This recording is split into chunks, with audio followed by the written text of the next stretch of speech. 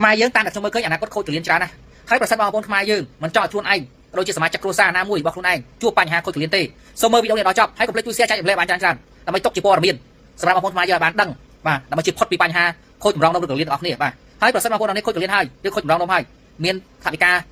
ាมันក្រៅ 60000 ទេគឺទុកលេងឈាមទៅល្អជាងហើយបើសិនគឺមាន 4-40000 ទៅព្យាបាលប្រទេសខាងមិនទៅទេដូចប្រទេសដូចខាងលិចខាងកើតនេះមិនទៅទេព្រោះมันអាចទេបងប្អូនណាបាទបើមានលុយត្រឹម 60000 ឡើងតិចតួចមកបាទតែឥណ្ឌាមកគឺជាជម្រើសល្អបំផុតសម្រាប់អ្នកដែលមានបញ្ហាតម្រងនោមណាបងប្អូនណាបាទរៀបចំឯកសារតាមផ្លូវច្បាប់មកព្យាបាលទៅគឺបងប្អូនទាំងនេះធានាសុវត្ថិភាពហើយនឹងមានក្តីសង្ឃឹមខ្ពស់ក្នុងការអាចបន្តជីវិតជួបជុំគ្រួសារបានយូរអង្វែងទៅមុខទៀតបាទហើយបានខ្ញុំនិយាយថាបងប្អូនខ្មែរយើងអនាគតទៅនឹងមានបញ្ហាខូចកលៀនច្រើនបងប្អូនរាល់ថ្ងៃគ្រឿងកំប៉ុងក្រុមហ៊ុនគ្រឿងកំប៉ុងប្រហែលក្រុមហ៊ុនបាទគ្រឿងកំប៉ុងពេលផ្អែមច្រើនណាស់ហើយមិនមែននិយាយនេះមិនមែននិយាយផ្អាប់គ្រឿងកំប៉ុងទេគ្រឿងកំប៉ុងប្រទេសណាគេមានហូបដែរប៉ុន្តែខ្មែរយើងហូបច្រើនណាស់បងប្អូនខ្មែរយើងហូបច្រើនមែនទែនហ្មងបាទហូបច្រើនខ្លាំងមែនទែនហ្មងពិសេសគឺតាមរង្វាន់មិនថាក្មេងមិនថាចាស់ហើយជាពិសេសឥឡូវក្មេងៗតាមរង្វាន់កោះមួយថ្ងៃកោះរង្វាន់កំប៉ុងទេក៏ប៉ុតអាហ្នឹងមិនមែនថាមិនឲ្យហូបទេគ្រឿងផ្អែមហ្មងអាចចាំអាទិត្យជាហូបម្ដងឬក៏ពីរដងអីអាហ្នឹងវាមិនអីទេប៉ុន្តែបើសិនដល់ដំណាក់កាលកោះតាមរង្វាន់មួយថ្ងៃ 3-4 កំប៉ុងហើយគឺបងប្អូនចាំតែអត់មើលទៅណាហើយជាពិសេសក្មេងៗតែផឹកតែ3ឆ្នាំ5ឆ្នាំក្រោយ10ឆ្នាំក្រោយគឺបញ្ហាទម្រាំនំហ្នឹងគឺនឹងប្រឈមមុខធ្ងន់ធ្ងរហ្មងអាហ្នឹងទីមួយមិនថាមនុស្សចាស់ឬក្មេងទេប៉ុន្តែគាត់ថាឥឡូវខ្មែរយើងទាំងចាស់ទាំងក្មេងបាទពេលចាក់3កម្លាំងហ្នឹងគឺបុកយកហ្មងហើយជាពិសេសកោះតាមរង្វាន់ទៅរង្វាន់ព្រាតទៅរង្វាន់ត្រូវហើយប៉ុន្តែចង់និយាយថាបងប្អូនអរនេះហូបយូរទៅវិញ្ញាណយូរទៅគឺមានអារម្មណ៍អត់គ្រឿងកំប៉ុងបានខ្ញុំពីមុនខ្ញុំហូបគ្រឿងកំប៉ុងដែរណាខ្ញុំគឺជាអ្នកហូបគ្រឿងកំប៉ុងមួយថ្ងៃ2កំប៉ុង3កំប៉ុងនេះក្រោយពេលដែលខ្ញុំបានដឹងអំពីបញ្ហាសុខភាពហ្នឹងគឺខ្ញុំមិនណាអត់ហូបទេខ្ញុំមួយខែកន្លះខែហូបម្ដងកន្លះខែហូបកំប៉ុងអញ្ចឹងទៅដើម្បីឲ្យមានជាតិស្ករខ្លួនមានកម្លាំងតែខ្ញុំហូបដល់ថ្ងៃទេព្រោះសុខភាពខ្ញុំសំខាន់ណាខ្ញុំគិតដល់សុខភាពខ្ញុំពូពេលដែលខ្ញុំឃើញបញ្ហាហ្នឹងគឺខ្ញុំដឹងគឺខ្ញុំចេះគិតពីសុខភាពខ្លួនឯងមុនមកចេះគិតតែខ្ញុំចេះហូបពីឲ្យបានឆ្ងាញ់បាទអញ្ចឹងមិនតាចាំតែក្មេងខ្មែរយើងគឺប្រឈមមុខជាមួយនឹងទឹកនំផ្អែមហើយឈានទៅដល់ការខូចកលៀនខូចចម្រងនោមបាទហូបរបស់ផ្អែមណាបាទហើយមួយទៀតតើតជាមួយនឹងគ្រឿងស្រវឹងក៏វាយលុកទីផ្សារថាដែរគឺគ្រឿងស្រវឹងគ្រប់កន្លែងទាំងអស់ផឹកទៅមិនមែនថាអីទេប៉ុន្តែបងប្អូនខ្មែរយើងរាល់ថ្ងៃមើលទៅស្ថានភាពផឹកហ្នឹងគឺតនេពីការងារផឹកជប់ចុងផឹកកម្មវិធីបន់ផឹកការផឹក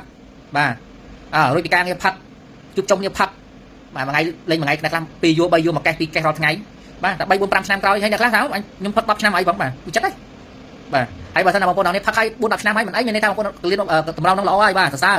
ប៉ុន្តែបងប្អូននេះចាស់ទៀតបងប្អូនដឹងខ្លួនហើយឥឡូវបងប្អូនអាយុ50អត់អីទេអាយុ60អីអាយុ30 40អ្នកខ្លះឧទាហរណ៍ផឹកពី20ឆ្នាំដល់អាយុ40អត់អី45 46អីអាចទៅបាត់ទេបាទកលៀនខូចអស់ហើយក្រិនថ្លើមខូចអស់ដែរអញ្ចឹងអាហ្នឹងឯងជាបញ្ហាបាទពួកឯងខ្មែរយើងផឹកច្រើនផឹកទាំងភេសជ្ជៈផឹកទាំងគ្រឿងស្រវឹងឯងមិនមែនថាមិនឲ្យផឹកទេខ្ញុំផឹកដើម្បីសុខភាពផឹកបន្តិចបន្តួចទៅដល់គ្រឿងស្រវឹងពេលណាដែលយើងចាំបាច់ទៅពេលអត់ចាំបាច់ក៏ផឹកទៅហើយបើយើងផឹកតាមរង្វាន់បែបហ្នឹងមិនខុសមិនដូចយកខ្លួនឯងយកជីវិតខ្លួនឯងទៅបថុយចោលអញ្ចឹងបាទហើយបងប្អូនទៅចាំតែពេលខូចតម្រងនោមហើយបងប្អូននេះមានចំនួនមានលុយ 3-40000បងប្អូនសំមកជីវិតហ្នឹងមិនបាច់ក៏មិនអាចយកទៅបានដែរបានមកលេងឈាមហ្នឹងទុកលេងឈាមទៅបាទបើមានលុយ 3-40000ហ្នឹងយកចាំមកព្យាបាលយកលុយមកព្យាបាលដូចយកអំបិលទៅដាក់ចាក់ទឹកទន្លេអញ្ចឹងបាទហើយបើយក 3-40000ទៅប្រទេសជិតខាងព្រុសអស់ហើយមួយផ្លេតអស់ហើយបាទហើយមានលុយ 3-40000សំទៅសល់ទៅ 60000ឡើ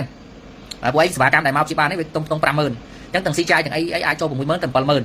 សម្រាប់ការព្យាបាលអញ្ចឹងសំលុយមកព្យាបាលនៅកន្លែងដែលគេមានឯកទេសត្រឹមត្រូវទៅបើថាយើងទៅព្យាបាលប្រទេសខាងយើងអត់មានប្រសិទ្ធភាពប្រហែលទេហើយជាពិសេសគឺលុយក្រាស់ដាក់ទៅអស់ហើយបងប្អូនខ្លះទៅដល់ប្រទេសខាងយើងអស់ 6-70000 មិនបានអីមកព្យាបាលឥណ្ឌាដែរជប់ច្រើននេះហើយបាទអញ្ចឹងខ្ញុំប្រាប់ឲ្យមិនមែនណានេះទេបងប្អូនការពារទៅកុំឲ្យមានបញ្ហាអញ្ចឹងបើមានបញ្ហាអញ្ចឹងវាពិបាកណាបាទការពារសុខភាពខ្លួនឯងឲ្យជៀសផុតពីបញ្ហាទាំងអស់ហ្នឹងបាទទាំងអស់គ្នាហើយចែកលេខព័ត៌មានដើម្បីបងប្អូនខ្មែរយើងហើយជាពិសេសយុវជនខ្មែរយើងកុំពេកណាកុំឆ្ងាញ់នឹងពេកនឹងខ្លាំងពេកកុំឆ្ងាញ់នឹងផឹកខ្លាំងពេកតនេចេះហាត់ប្រាណតនេកុំហូបរបស់គ្រឿងកំប៉ុងពេកចេះផលិតរបស់ធម្មជាតិដូចជាទឹកផ្លែឈើស្អីយើងហូបធ្វើជាទឹកធ្វើជាក៏ត្រឡប់អីហូបខ្លះទៅអាគ្រឿងកំប៉ុងយូរហូបម្ដងទៅបាទកុំហូបញ៉ុយពេកហើយនិយាយនេះមិនមែនប្រអាប់អីអានេះវាជាបញ្ហាសុខភាពស្រាគ្រឿងកំប៉ុងក៏ដោយបាទយើងហូបយើងមានរបត់ការហូបយើងមិនហូបដូចរងថ្ងៃយើងមុនថ្ងៃរងថ្ងៃហូបដល់លក្ខណៈបែបហូបបំផ្លាញខ្លួនឯងហើយបាទអញ្ចឹងស្ថានបងប្អូនជួយ share យ៉ាងនេះវីដេអូនេះបានច្រើនហើយខំតាកូនខ្មែរនឹងយល់បាទហើយខ្ញុំនិយាយបើសិនជាបងប្អូនឈឺហើយអាចសួរខ្ញុំបានខ្ញុំរីកក្នុងការប្រាប់បងប្អូនមកព្យាបាលបាទណែនាំបងប្អូននេះមកព្យាបាលបាទពួកខ្ញុំមកព្យាបាលលោកនៅនេះខ្ញុំដឹងពីក្រុមហ៊ុនណាដែលគេមានការព្យាបាលក្រុមហ៊ុនណាដែលអត់ហើយដឹងពីឃើញពីបច្ចេកទេសពីភាពជំនាញរបស់គេអញ្ចឹងខ្ញុំទុកចិត្តនៅខាងនេះខ្លាំងជាងប្រទេសជិតខាងខ្ញុំមើលទៅបងប្អូនខ្មែរដែលទៅទៅនោះច្រើនអ្នកឯងអត់ជោគជ័យទេមកហ្នឹងក៏អរគុណ